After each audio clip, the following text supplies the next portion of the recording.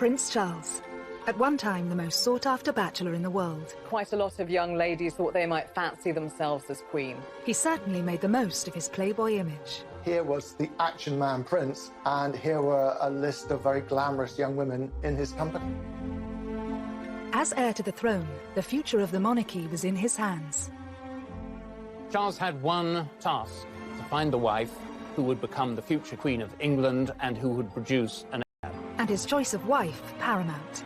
They didn't want any scandal, they didn't want any shame. But his journey has been far from smooth. He was regarded as being a bit of a liability because he was in and out of too many beds. Time was ticking, and the world was watching to see who he'd choose. From a romance with his future sister-in-law. I think Sarah would have been right up there as a possible bride. And a marriage proposal to his second cousin. He knew that she would be a suitable match. It would have been a dynastic marriage that pleased everyone. How hard was it to find the perfect bride? How would the monarchy look today if he had chosen differently? And what was it about these women that made them serious contenders? Heartache, infidelity, and romance. These are the women who could have been queen.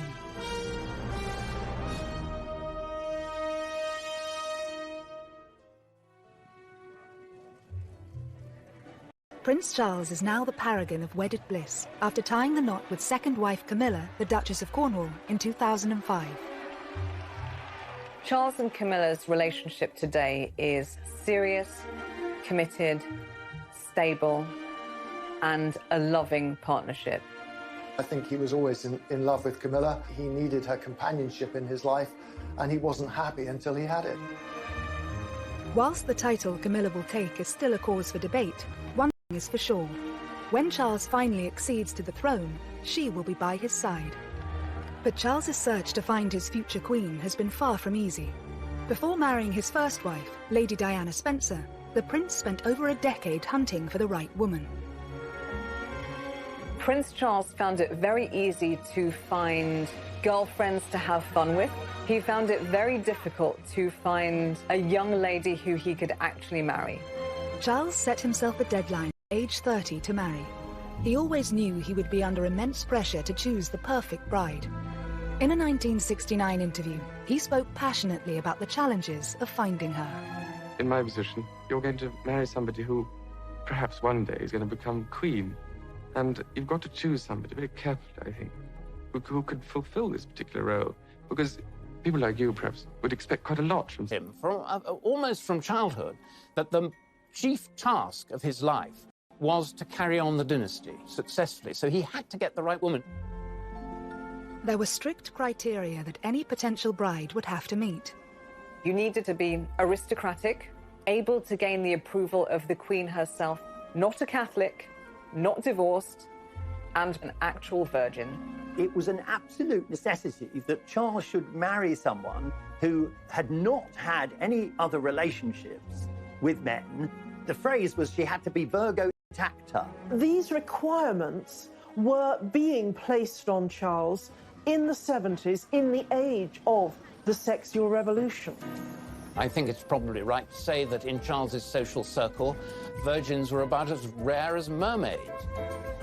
Charged with an almost impossible task, Charles's search was also set to play out under the watchful eye of the world's media. All he needed to do was walk across a polo lawn with a woman, and suddenly she was named in the press as his current girlfriend, future wife, future queen. Whilst dozens of women hit the headlines, who were the most notable to win Charles's affections, and which of them were closest to becoming queen consort? Rumoured first love Lucia Santa Cruz was introduced to the shy 20-year-old prince at Cambridge University by former politician and the master of Trinity College, R.A. Butler. Lucia was working for Rab Butler, helping him with his memoirs and his research. She was the daughter of the Chilean ambassador. I think Lucia was someone to whom anyone would be attracted. You know, beautiful brunette, I think quite petite, but an absolute, a brain. She was about 5 years older than Charles. She was very worldly. She spoke several languages. She had her own life.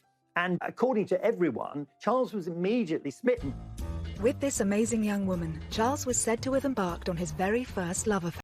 it was a physical relationship because Rab Butler's wife has said rather oddly that Charles had been able to cut his teeth on Lucia, which is a horrible way of putting it. But I think basically what she was saying was that, you know, she was sexually experienced, and that was a good thing for Charles, who was a complete innocent.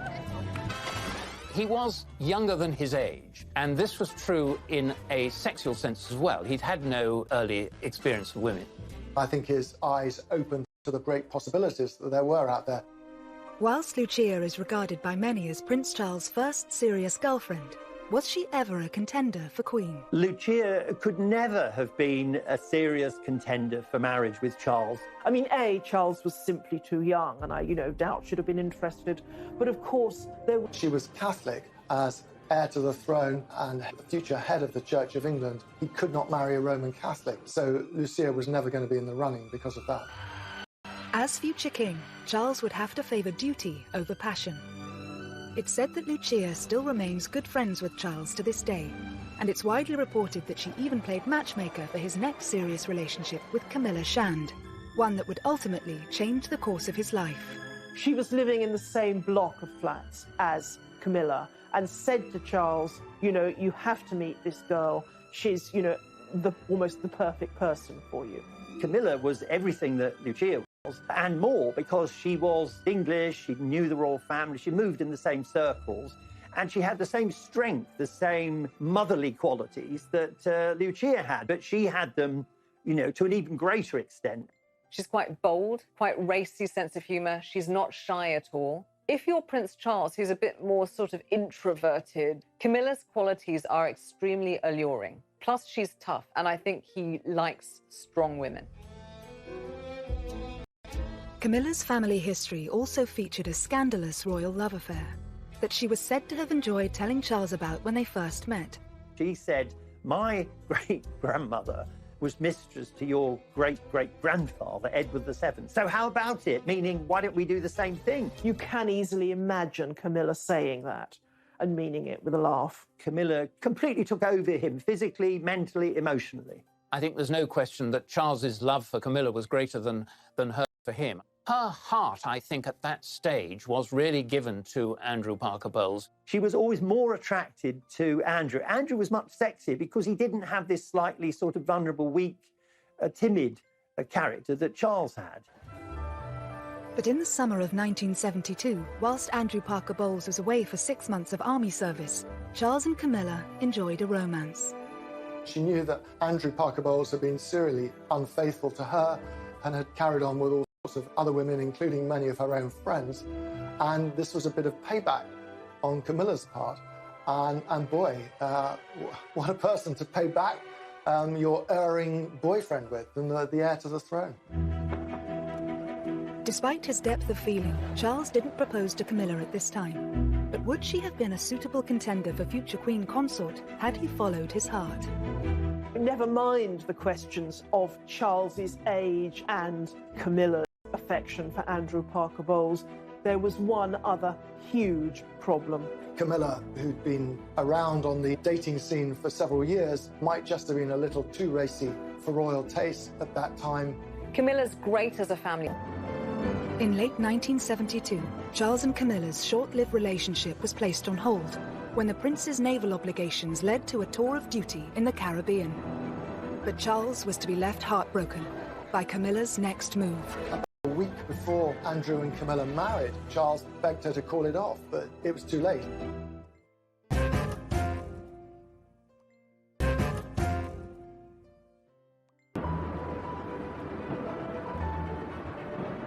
Whilst on a tour of duty in the Caribbean, Prince Charles learnt that Camilla Shand and Andrew Parker Bowles were engaged to be married. Charles was devastated, desperately upset. About a week before Andrew and Camilla married, Charles begged her to call it off, but it was too late. Just after Charles heard that Camilla was engaged to Andrew Parker Bowles, he also heard that Princess Anne had become engaged. After losing Camilla and then seeing his much-loved younger sister Anne marrying Captain Mark Phillips, I think he did begin to put pressure on himself to try and find a suitable bride. Charles didn't have to wait long.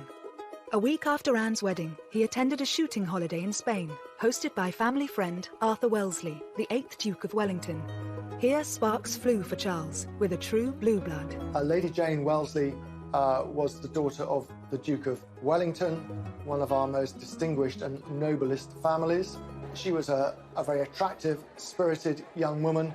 She was a journalist, so she was somebody who was independent-minded, wanted to be a career woman, making her own way in the world. No, I'm buying my own lunch. Are you? She and Charles seemed very well matched. I think he did think about her as a serious prospect at that time. Many people thought that she was a huge contender to be the future queen. 22-year-old Jane's eligibility didn't go unnoticed by the press. She was the first young woman associated with Charles that the press picked up on as a possible future princess. They were followed everywhere, and she was followed everywhere. She just found the pressure too much to bear. There was a huge amount of press and media speculation, which actually led her to finally snap, understandably, and say, on the record, do you honestly believe that I want to be queen? This was a problem with many of the aristocratic women that Charles dated. They didn't yearn to be the wife of the heir to the throne because they were already titled. She was already Lady Jane. Why would she choose that when, the downside was that for the rest of her life, the press would follow her everywhere. They'd criticise anything she happened to say inadvertently. It would be a nightmare, and she knew that. As an eligible bachelor, actually his role as prince was off-putting for lots of women. Had the press not helped to scupper this perfect match, how much different would the monarchy have looked today? I think Jane Wellesley would have been a very good queen. As it happens, I think she was sensible, she was intelligent, she was modest. She would have brought to the whole business of being queen much more than Diana did. She was a ticking bomb from the very word go.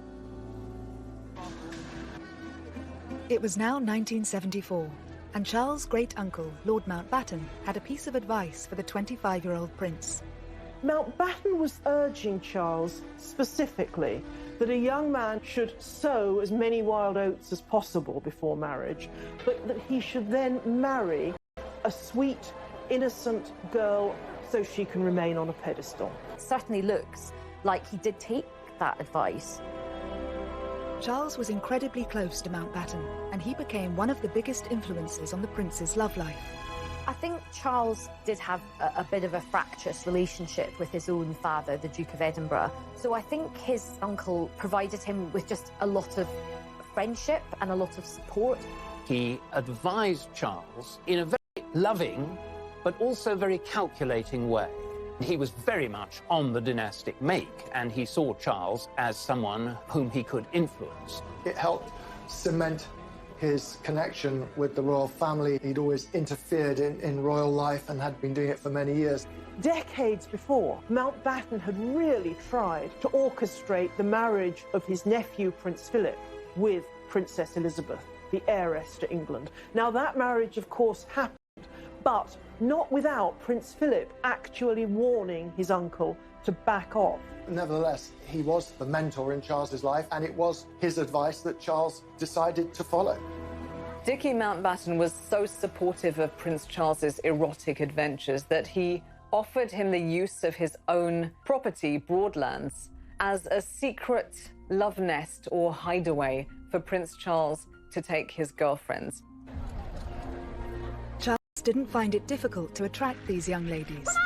By the mid-70s, his public image had undergone something of a transformation. He was always under pressure from his father, Prince Philip, to be a real man, to be a sort of James Bond figure almost. So he got the Aston Martin, he did military service, he learned to fly helicopters.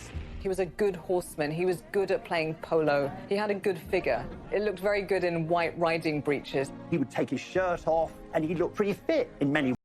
He wanted to be someone who put himself on the edge of danger, and that sort of... A string of romances ensued, but in 1976, just 2 years away from his self-imposed marriage deadline, one particular lady hit the headlines. Davina Sheffield was the ex-debutante granddaughter of wealthy industrialist Lord McGowan. She was well-connected, cousin of Samantha Cameron. She was, a good rider. She was very good-looking. Often the women Charles went out with were dubbed Charlie's Angels, and she was said to be the most attractive out of all of these Charlie's Angels. Charles was said to have wooed Davina away from her boyfriend and could not disguise his love for her, even in public. She was thought to be somebody that Charles took really very, very seriously indeed, and that this was a real meeting of souls as well as bodies.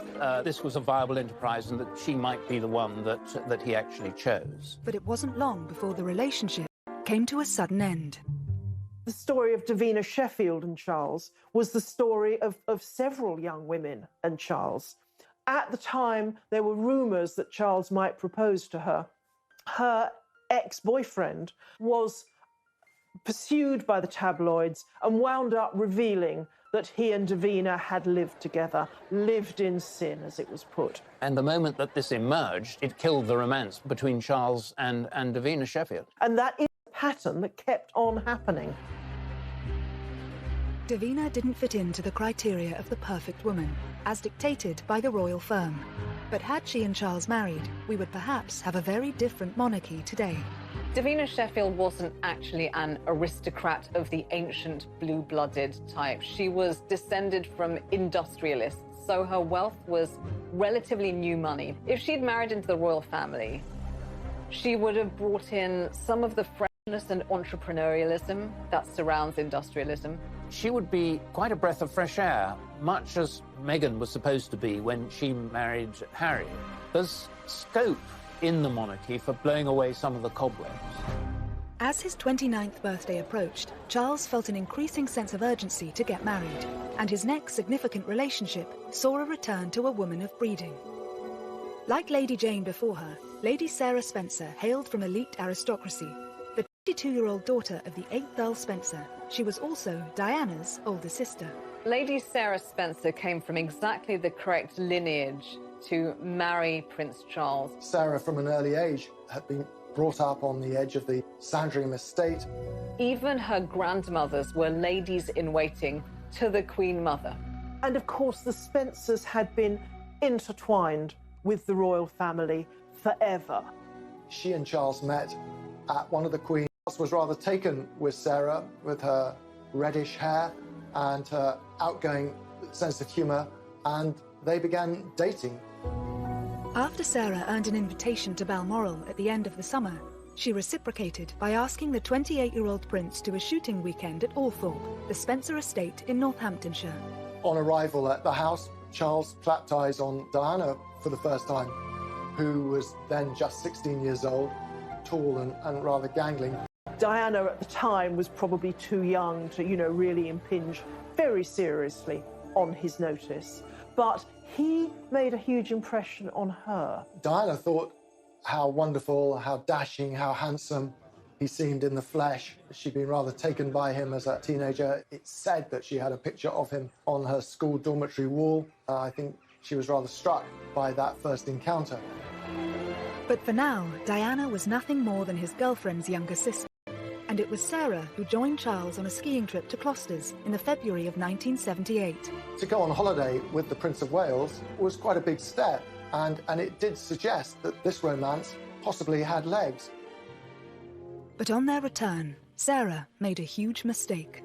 In Closters, she became close to some British journalists. Back in England, at lunch with them, she had a far too frank conversation. She was being needled and quizzed about her romantic expectations and her past, and she blurted out that she'd had thousands of boyfriends and that when it came to marriage, she wouldn't marry someone she didn't love, were he the dustman or the King of England.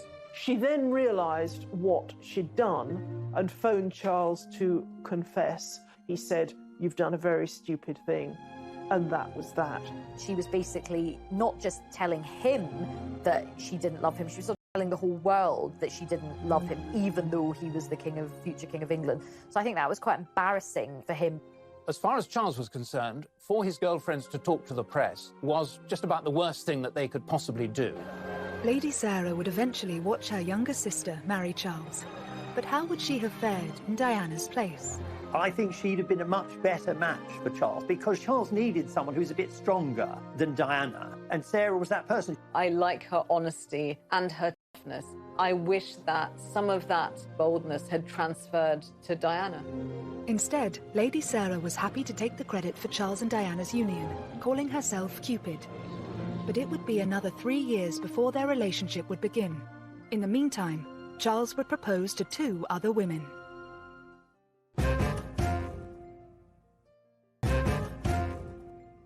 Bree, dating a string of eligible young women. He's beautiful. Years earlier, he told the press he wanted to be happily married by the time he was 30. But as his big 3-0 approached, the pressure was on. Prince Charles's job was to get married and make babies. By the age of 30, he still hadn't done that. As Charles approaches his 30th birthday, there is this sense of panic setting in. He does throw himself into quite a few relationships, and he doesn't just throw himself into these relationships, he actually proposes to these different women. Over the next 2 years, Charles proposed to not 1, but 3 young women. His next love interest, Amanda Knatchbull, seemed to tick all the boxes, and more importantly, had the approval of Charles's romantic mentor, his great-uncle, Lord Mountbatten. But that was hardly surprising. Amanda Knatchbull was the granddaughter of Earl Mountbatten, and she was someone who he had known since she had been a child, of course. She's also Prince Charles's second cousin. So with Lady Knatchbull, he really kept it in the family. Charles was 9 years older than Amanda. Was it pressure from Mountbatten that had once prompted the prince to speak to 16-year-old Amanda's mother about her being a future royal bride?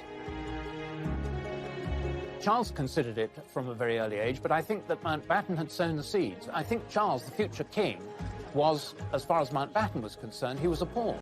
He was a pawn in the dynastic game, and he was a pawn that he hoped would go down the board and become a king, and that king would have as his queen Amanda.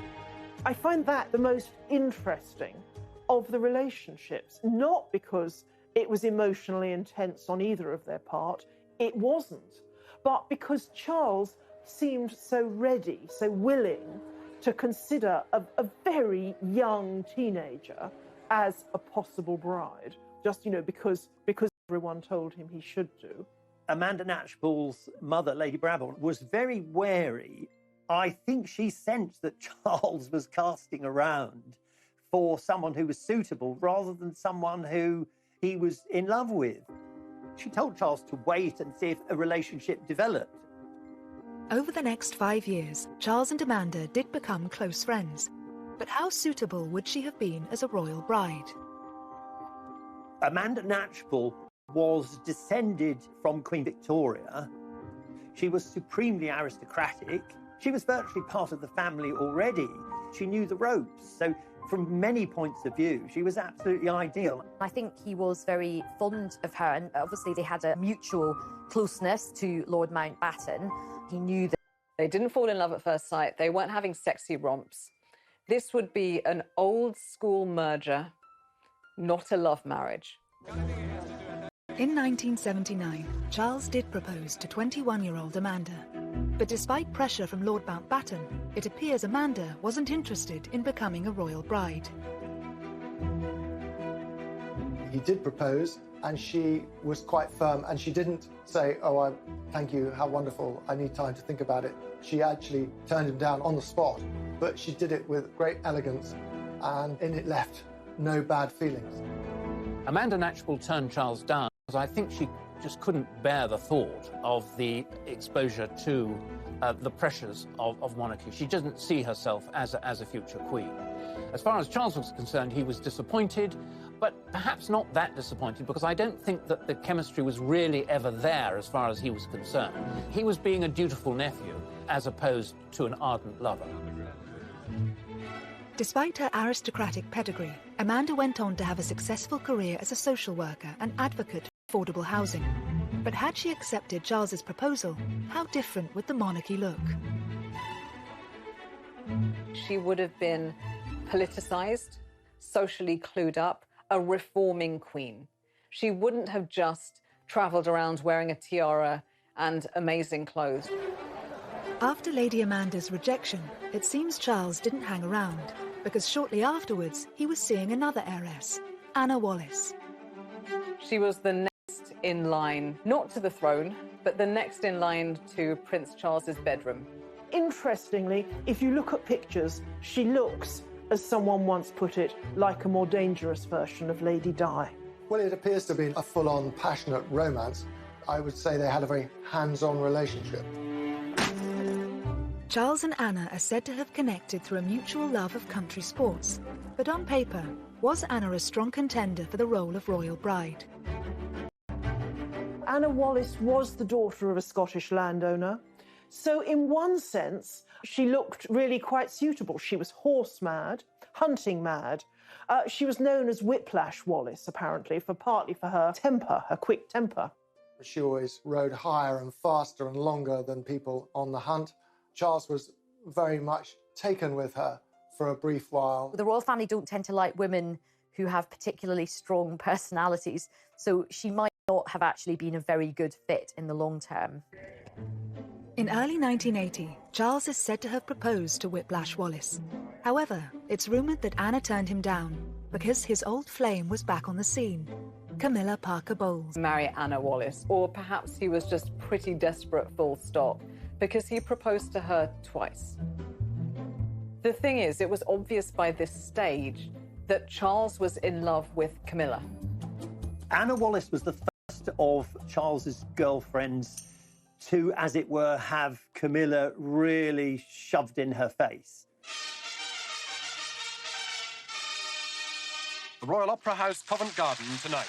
The formal climax of the Queen Mother's birthday with applause from 20 members of the royal family, dozens of peers... But it was at the Queen Mother's 80th birthday party, where both women had been invited, that the relationship turned sour. She was like a wallflower. He just ignored her the whole evening. And who did he ignore her for? He ignored her for Camilla. Charles and Camilla seem to have reignited their relationship at red heat, basically, and they weren't that discreet about it. Anna was furious, and she said to Charles, "How dare you? I've never been so badly treated in my life. You've left me on my own, and now you can jolly well go on your own without me." And that was the end of the relationship. And Anna was dispatched with a crack of the whip lash.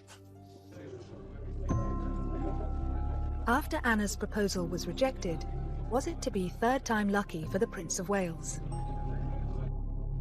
In 1980, Charles was still grieving the loss of his mentor, Lord Mountbatten, who had been killed the previous year in an IRA bombing. He was staying at a friend's country house when he started chatting to a fellow guest, a 19-year-old Lady Diana Spencer, the younger sister of his ex-girlfriend Sarah. She famously spoke about how sad he'd looked at Mountbatten's funeral the previous autumn and how she'd been struck by it watching it on television. And I think it was that which struck a chord with Prince Charles. Diana seems very early to have considered herself as a suitable bride for Charles. She's quoted as once having said that, you know, she kept herself tidy on purpose. Diana herself says that that night his hands were all over her. But over the course of the summer of 1980, Charles set about pursuing her with gusto. There was a 12-year age gap between Charles and Diana. So what was it about this particular aristocrat that made her so suitable for the role of future queen? For the senior royals, Diana was an even better marriage prospect than her sister Sarah because she was younger. She hadn't had any boyfriends who were likely to talk to the press. She was from an ancient family with connections with the Churchills and with every other aristocratic family in the country. The Spencers and the royal family had been so close for Jen, part of the club. I think the palace and the courtiers thought, she's not going to be any trouble. Oh, the irony. Once the press realised Charles was dating Lady Diana, they didn't leave her alone. Was it this, and pressure from his own family to marry, that prompted him to propose to Diana, reportedly after less than 15 dates?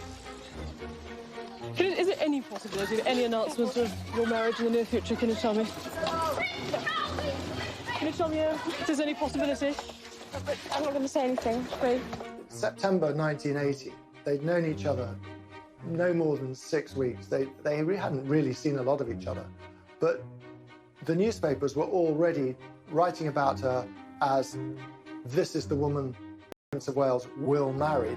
As soon as the press and the media realized that they were seeing each other, they never left Diana alone. So there was this incredible pressure cooker atmosphere to the thing. All of the eyes of the world were on them.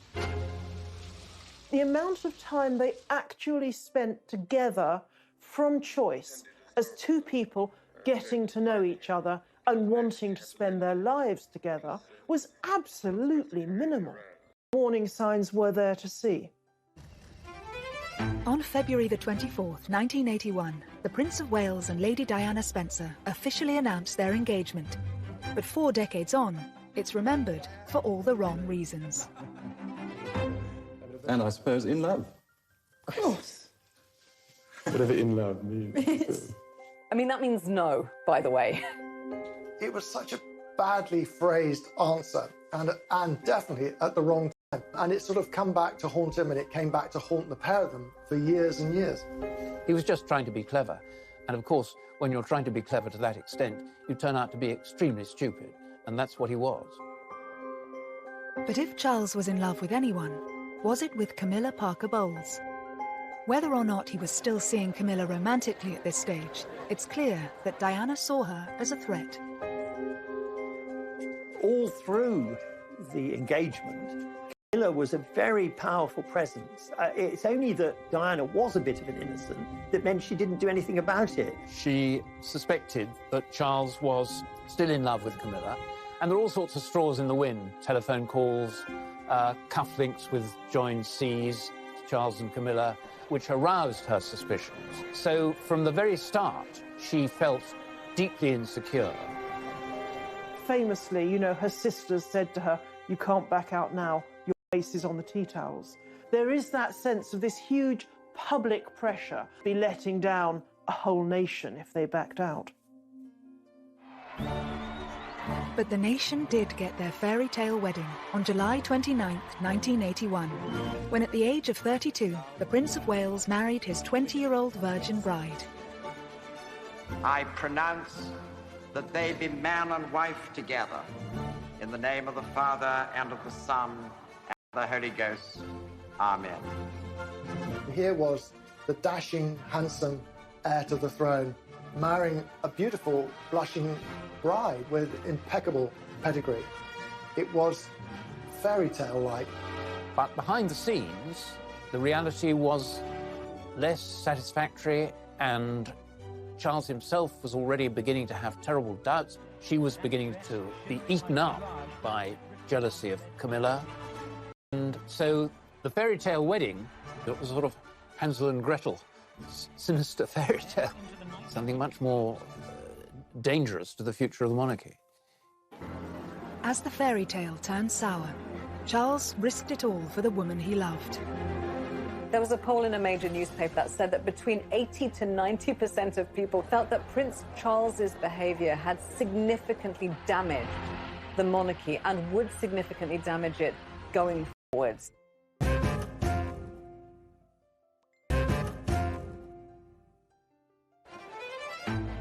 At the start of the 1980s, as far as the world was concerned, Prince Charles had got his fairy tale princess, his happy ever after. How are you enjoying married life? Highly recommend. And when William and then Harry came along, their happiness seemed complete. However, shortly after Harry's birth, Charles and Diana's marriage began to crumble. At this stage, had an old friend already been lined up to pick up the pieces? He reached out to Camilla again as a source of comfort, and Camilla stepped in as a friend initially, for sure, to start with, to bolster his confidence. But at some stage, you know, they became intimate again. Charles probably thought at that stage, well, lots of kings have had mistresses, I shall have a mistress, and that's what Camilla will be, and that will be very happy, and Di will have to take it. But of course she wouldn't take it. Over the next few years, as Charles and Diana grew more distant, he and Camilla became closer.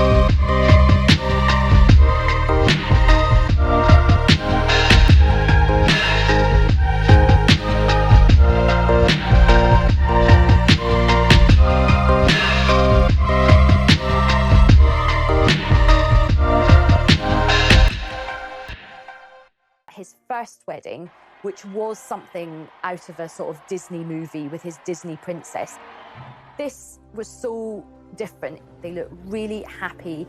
They just looked like they belonged together. He'd finally got a ring on her finger and she was finally his wife.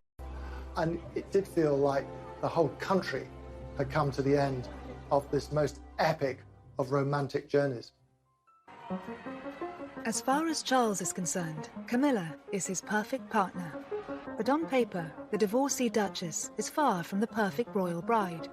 So what will she bring to the monarchy? It's interesting because the question of a Queen Camilla would once have seemed utterly outrageous. But behind the scenes, it is said that Charles, understandably, wants his wife to be queen. It is perfectly apparent that Charles is at once happier and more stable, more forthcoming with her by his side. Camilla now, I think, is probably as close as you can get to being the perfect consort and perfect royal wife, because she will never complain. She's very measured. Prince Charles' love life has certainly been colourful. He searched far and wide for the ideal bride. But had he followed his heart sooner, rather than his head, would his romantic journey have been completely different? The woman that Charles ultimately married and found true, lasting, mature happiness and friendship with is exactly the type of person who, 3 decades earlier, he would have rejected immediately as queen. Charlie's angels, as they were called, I think they've been very important in making him realise that actually hunting for the perfect person is not a good idea, because if you're actually out there desperately looking, you make mistakes, you try too hard. And so I think he's learned that the grass is not always greener, and he was always better off with the first woman he loved anyway.